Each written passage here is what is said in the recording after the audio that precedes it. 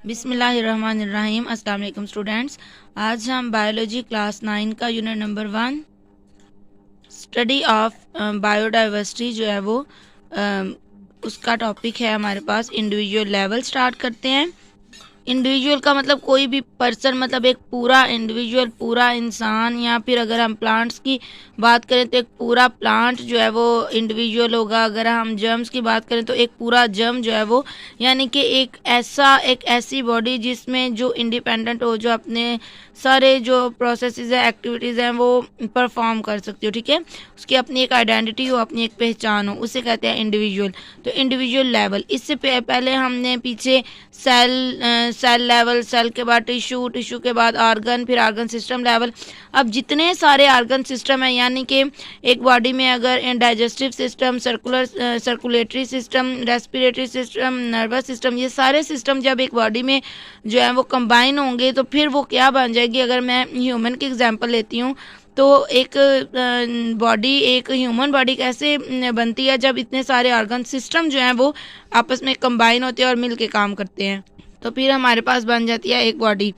अब इसको स्टार्ट करते हैं। Different organs and organ systems are organised. Organs और ऑर्गन सिस्टम्स ऑर्गेनाइज होते हैं, तरतीब पाते हैं टुगेदर, इकट्ठे, टू फॉर्म एंड इंडिविजुअल, ताकि वो एक बॉडी बना सकें और ऑर्गेनिज्म या एक जानदार बना सके। ठीक है, कोई भी लिविंग थिंग बना सके। इन ऑर्गेनिज्म, किसी भी लिविंग थिंग में, the functions, processes and activities of various organs are various organs and organ system are coordinated. मतलब ये कि किसी भी बॉडी में उसके जो ऑर्गन्स हैं वो एक दूसरे से रिलेटेड होंगे। मतलब जैसे ही हमारे हाथ को, हमारे पाँव में कुछ चुभेगा, फ़ौरन हमारा हाथ पाँव की तरफ जाएगा। तो अब देखें, हमारा हाथ और हमारा पाँव दो अलग-अलग जगह पे हैं, लेकिन उनके फंक्शन जो हैं वो एक दूसरे के साथ कोऑर्डिनेट में है, एक दूसरे के साथ ताल्लुक़ में है। हमारी आँख में कुछ चला जाए, फ़ौरन से हमारी आँख जो आई लिड है वो क्लोज हो जाएंगे। वजह क्या है कि हमारी आई और उसके जो ऊपर आई लिड है वो भी एक कोऑर्डिनेशन में काम कर रहे हैं, मिल के काम कर रहे हैं। फॉर एग्जाम्पल, अब वो एक एग्जाम्पल एक्सप्लेन करेगा। When a man is engage in continuous and hard exercise, एक पर्सन जो कि लगातार कर रहा है और सख्त एक्सरसाइज कर रहा है, नॉट ओनली हिज मसल्स, इसका मतलब ये नहीं कि अगर वो डंबल्स उठा रहा है तो बस उसके हाथ काम कर रहे हैं। आप फील करेंगे कि उस पर्सन की जो सांस है वो भी फूली होगी, तेज़ तेज़ सांस ले रहा होगा, दिल की धड़कन भी तेज़ हो जाएगी। इसकी वजह क्या है, इसके आगे हम वो रीज़न एक्सप्लेन करेगा। नॉट ओनली हिज मसल्स, सिर्फ उसके मसल्स ही आर वर्किंग, सिर्फ मसल्स ही काम नहीं कर रहे, but also there is an increase in the rate of respiration. Rate of respiration यानी कि सांस की जो उसकी होगी रफ्तार, वो भी तेज़ होगी, एंड हार्ट बीट, और उसकी हार्ट बीट भी तेज़ होगी। दिस एक्सेलेटेड, ये क्यों तेज़ है, this accelerated rate of respiration and heart beat, ये दिल की धड़कन और ये सांस क्यों तेज़ है, ये इसलिए तेज़ है कि ज़्यादा से ज़्यादा जब सांस अंदर जाएगी, ज़्यादा ऑक्सीजन अंदर जाएगी, ज़्यादा ऑक्सीजन जब अंदर जाएगी तो दिल उस ऑक्सीजन को जल्दी जल्दी मसल्स को देगा, क्योंकि मसल्स की खुराक ऑक्सीजन है। ठीक है, जब उन मसल्स को देगा, heart beat supplies more oxygen, वो ज़्यादा ऑक्सीजन देगा, and food to the muscle, muscle को ज़्यादा से ज़्यादा फूड और ऑक्सीजन मिलेगी, which they need for continuous work, ताकि वो लगातार काम करते रहें। नेक्स्ट हमारा लेवल है पॉपुलेशन लेवल। अब इंडिविजुअल, एक मतलब पर्सन हमारे पास अगर तैयार हो गया, एक ह्यूमन बॉडी जो है वो तैयार हो गया, अब वो ज़्यादा सारी ह्यूमन बॉडीज जब मिलेंगी तो क्या बनेगी, पॉपुलेशन बनेगी। ठीक है, तो biologist extend their studies to the population level, मतलब वो एक इंसान तक नहीं रहते, फिर वो एक इंसान की भी कलेक्शन, मतलब ग्रुप ऑफ पीपल तक जाते हैं। तो उन्होंने अपनी स्टडीज़ को एक्सटेंड कर दिया ताकि वो पॉपुलेशन लेवल को भी पढ़ें, कि जब पर्सन आपस में, अभी तक उन्हें पढ़ा सेल्स आपस में मिले तो टिश्यूज़ बनेंगे, टिश्यूज़ मिलेंगे तो ऑर्गन बनेगा, ऑर्गन मिलेंगे तो ऑर्गन सिस्टम मिलेंगे तो एक पर्सन, एक ह्यूमन बॉडी जो है वो बन जाएगी। अब इस देखा, जब ज़्यादा सारी ह्यूमन बॉडीज़ जो हैं वो, क्योंकि इंसान में शऊर है, अक्ल है, वो सोच समझ के काम करता है, तो उन्हें अब उनके बिहेवियर्स को भी स्टडी करना शुरू किया। तो biologist extend their studies to the population level where they study, उन्होंने वहाँ पे स्टडी किया क्या, interactions among members of same species. Species आप कह लें, इन अदर वर्ड्स नस्ल, मतलब एक नस्ल के जितने भी इंडिविजुअल थे, जितने भी मेंबर्स थे, जिस तरह ह्यूमंस हैं, तो इंसान एक नस्ल है, ठीक है, और एक एक इंसान उसका मेंबर है। तो उन्होंने देखना अपनी स्टडी को इस तरह से किया कि उन्होंने देखा कि मेंबर्स आपस में किस तरह से इंटरेक्ट करते हैं, किस तरह से एक दूसरे को लेन देन करते हैं, एक दूसरे के साथ किस तरह से एक दूसरे की मतलब ज़रूरियात पूरी करते हैं, दूसरे की हेल्प करते हैं। जिस तरह हर इंसान अब अपने लिए जूते नहीं बना सकता, हर इंसान अपने लिए कपड़े नहीं बना सकता, तो एक फैक्ट्री है जो जूते भी बनाएगी, कपड़े बनाएगी, तो दूसरे कोई जो है किसी का इलेक्ट्रॉनिक्स की शॉप है, तो उसको अगर जूते चाहिए होंगे तो वो जाके पैसों से लेगा, ठीक है, ये इंटरेक्शन है। तो उन्होंने members of the same species living in the same habitat, अब क्योंकि ये जो सारे लोग होंगे, इंसान होंगे, वो एक ही जगह पे रहते होंगे, सेम हैबिटेट रहते हैं रहने की जगह को। अब पॉपुलेशन है क्या, उसकी डेफिनेशन करने लगे, और ये डेफिनेशन बहुत इंपॉर्टेंट है।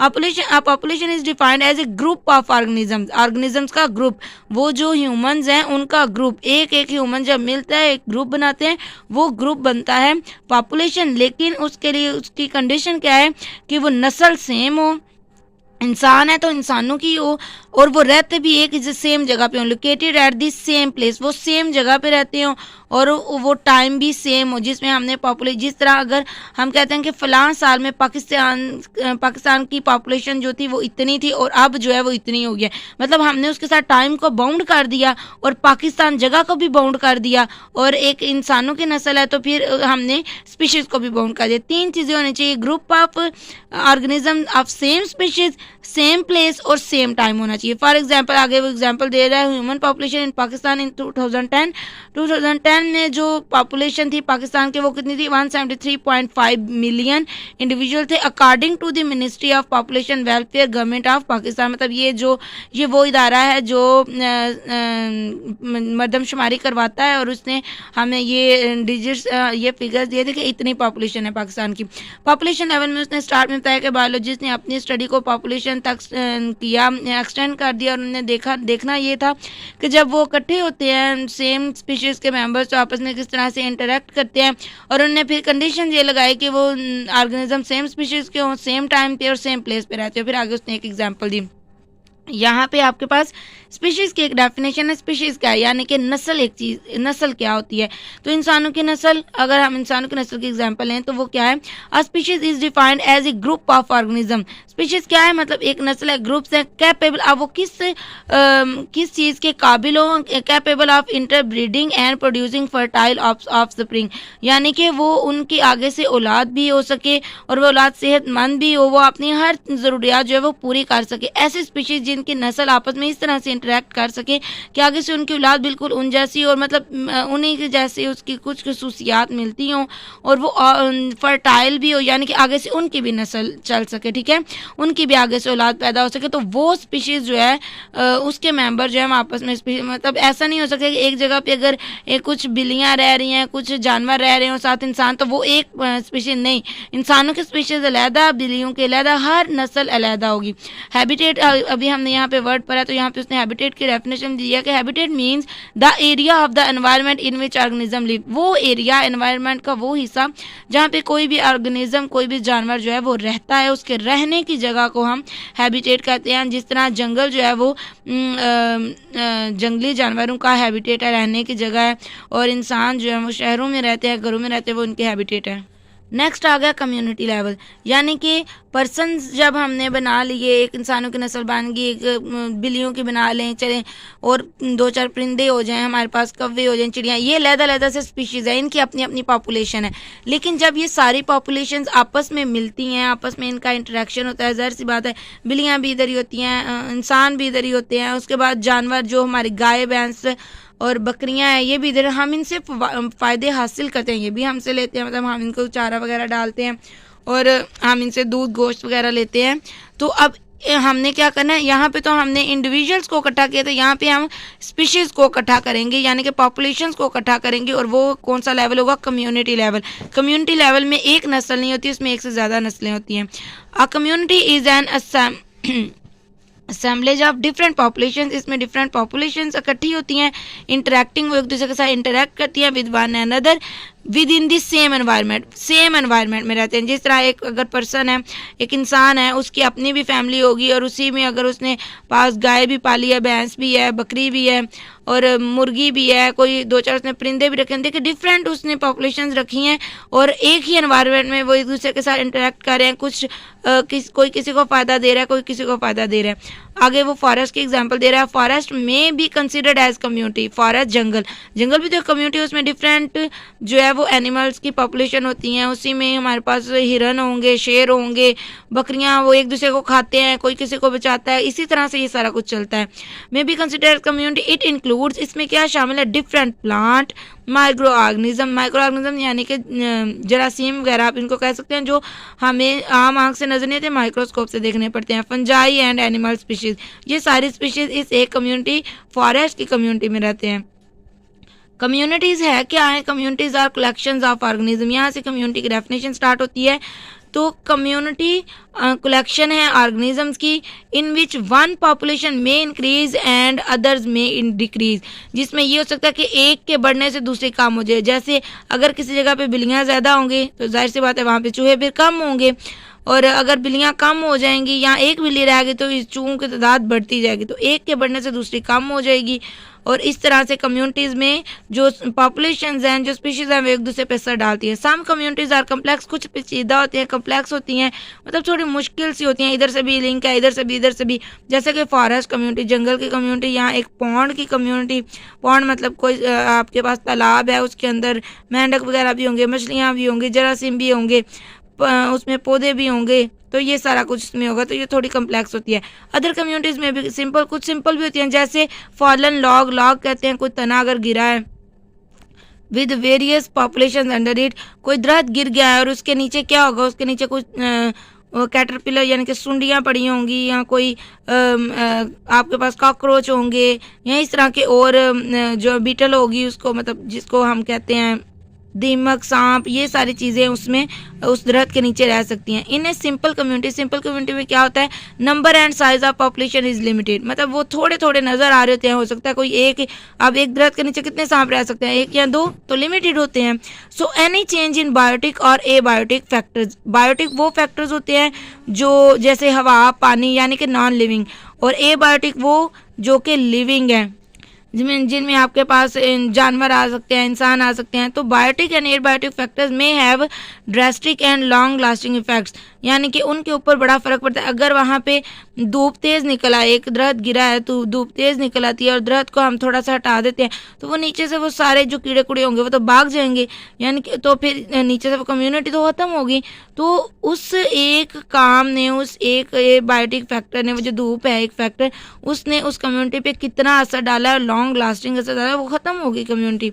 नेक्स्ट है बायोस्फीयर लेवल। अब बायोस्फीयर, अब आप कह सकते हैं कि पूरी ज़मीन आती है बायोस्फीयर में, ठीक है, एक ऐसा ज़मीन का हिस्सा जिसमें कम्युनिटीज़, जिसमें पाई जाती हैं, कम्युनिटीज़ रहती हैं, वो बायोस्फीयर है। The part of earth inhabited bye organism, जिसमें ऑर्गेनिज्म रहते हैं, यानी कि कम्युनिटीज़, ऑर्गेनिज्म की कम्युनिटीज़ रहती हैं, इज़ नोन एज बायोस्फीयर, यानी कि ज़मीन या जिस पे समंदर की भी कम्युनिटी है, जिसमें पौंड की भी कम्युनिटी है, जंगल की कम्युनिटी है, इंसानों की कम्युनिटी है, जिसमें सारी कम्युनिटीज़ रहती हैं, वो बायोस्फीयर है।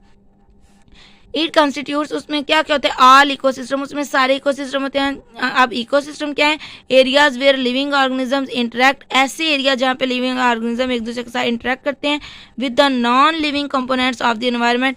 लिविंग जो है ऑर्गेनिज्म नॉन लिविंग कंपोनेंट्स के साथ इंटरेक्ट करते हैं, जैसे इंसान जो है, इंसान, जानवर, प्लांट, ये लिविंग होंगे, धूप, हवा, पानी।